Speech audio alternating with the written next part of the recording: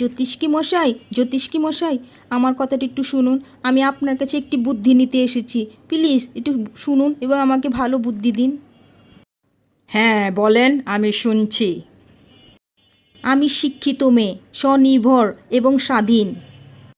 আমার স্বামীর কোনো প্রয়োজন নেই, অথচ বাবা মা আমাকে বিয়ে দেবার জন্য জোর করছেন।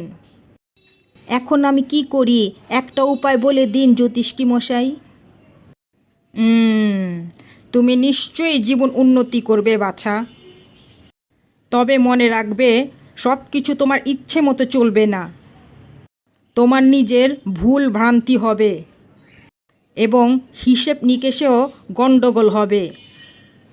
ভুল সিদ্ধান্তের জন্য প্ল্যান ভেস্তে যাবে এবং মাথা গরম হবে। তখন তুমি কাকে দোষারোপ করবে? নিজেকে? কখনো না। ওরে পাগলি, এর জন্যই স্বামীর প্রয়োজন। হ্যাঁ, এটা তো জানতাম না।